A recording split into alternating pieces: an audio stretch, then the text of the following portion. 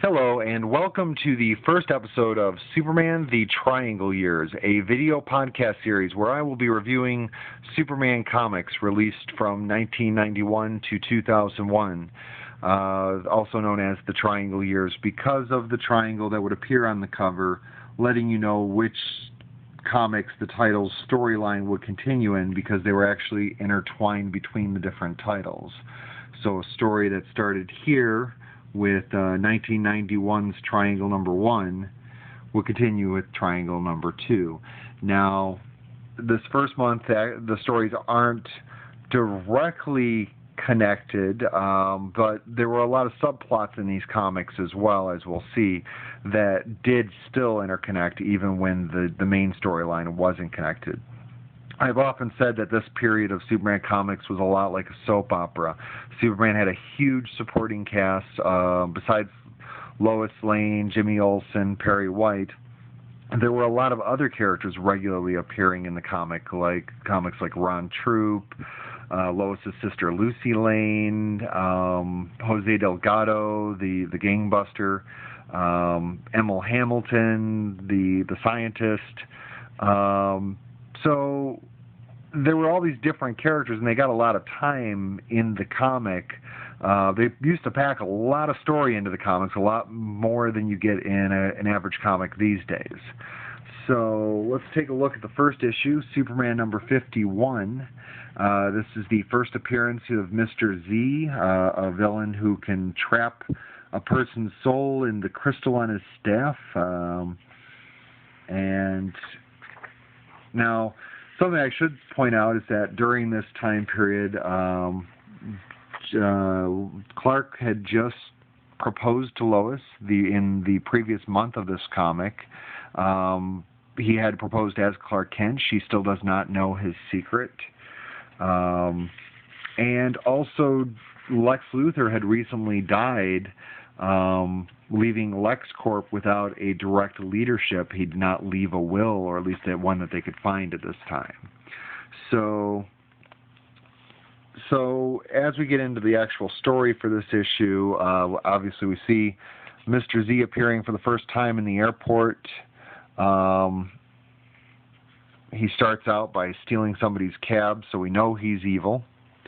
And then we go over here to Jose Delgado, the gangbuster, and he's out on a date with Cat Grant, feeling pretty bad about the fact that he doesn't have a lot of money, and he wishes he had more money to treat her well, and goes and buys a lotto ticket. Some muggers try to mug Mr. Z.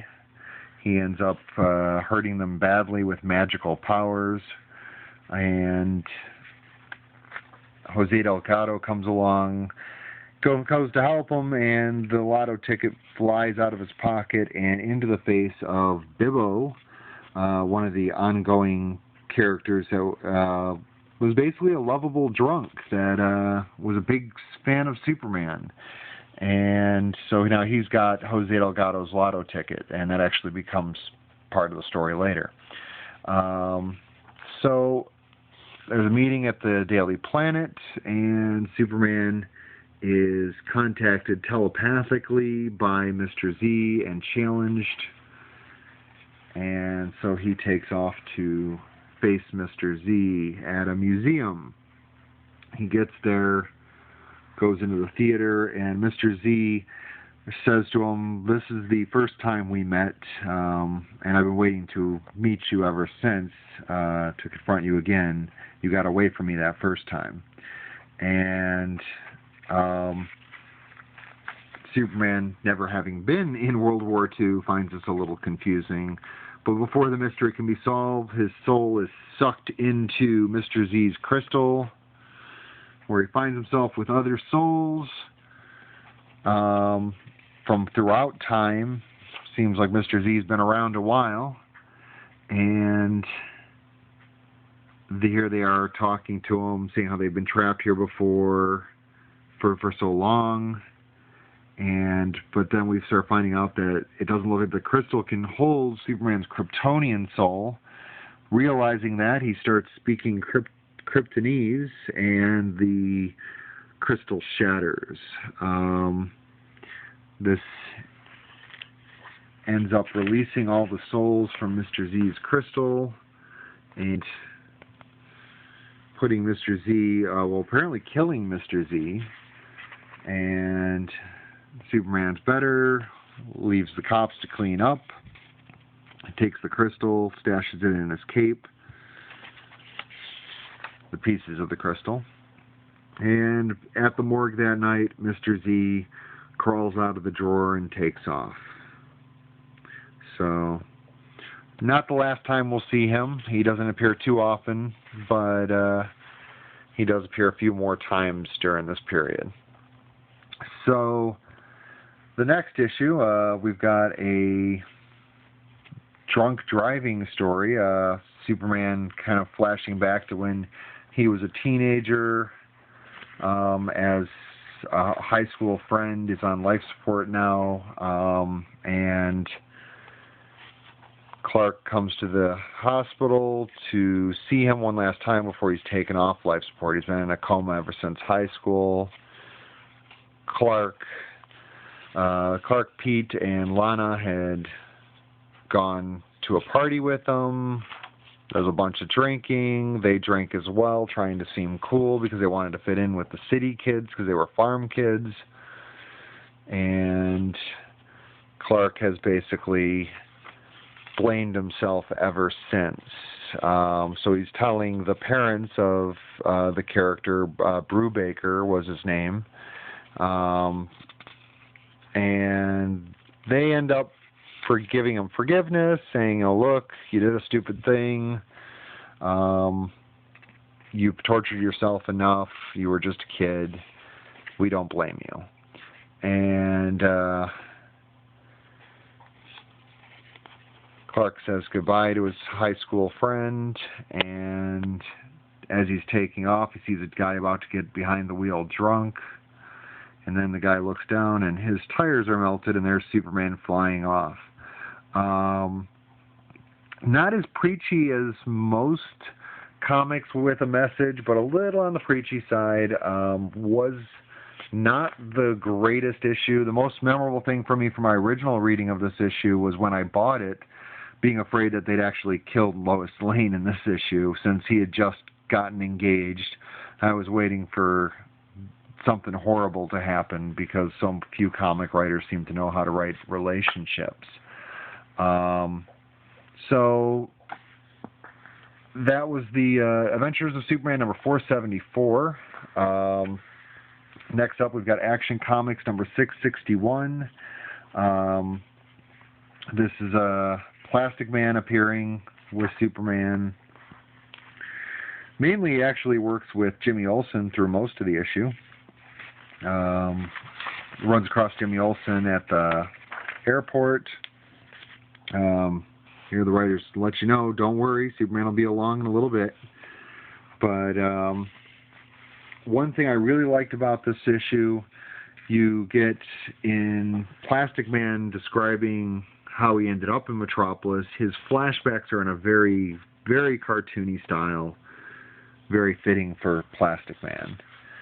He wasn't appearing a lot in comics at the time, and he kind of felt like he was too cartoony of a character to be appearing in the comics.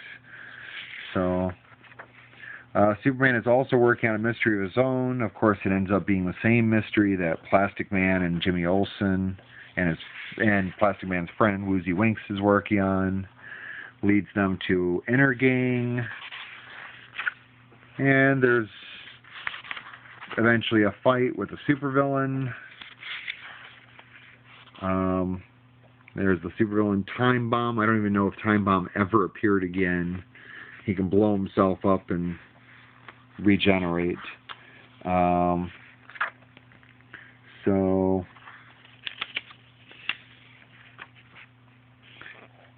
anyways, yeah, it was an alright issue. The biggest thing I liked was the conflicting, the different art styles used for whenever it was through Plastic Man's eyes. Also should note that in this issue we find out that Bibbo's lotto ticket had won, and that he uses his winnings to buy the Ace of Clubs, his favorite bar. So we get to see a lot more of Bibbo now as a bar owner instead of just a drunk. Now he's a drunk with a bar. So, out of these issues, there weren't great issues. This issue, Superman 51, it's got Jerry Ordway writing and art. He was one of my favorite Superman artists. He's still one of my favorite Superman artists. And Mr. Z was a villain with a lot of potential. Mystical villains cause Superman all sorts of problems. But generally, the Triangle Years don't start off with a bang. I mean, it really wasn't a big jumping on point or anything. It was just that year they decided to start adding triangles to the books. The books had already been intertwined and telling their stories. Next month, we'll start up with the Time and Time Again storyline starts, and that was a big crossover storyline, and definitely a lot more exciting. But you had to have, occasionally you had those downtime where characters got to deal with other things instead of having some big explosive storyline they have to deal with. So something actually I kind of miss in comics these days is all those personal stories and relationships that they used to have in the comics.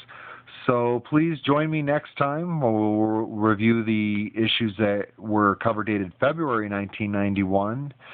Leave any comments you have in the comments. I'd love to hear them. I hope you enjoyed.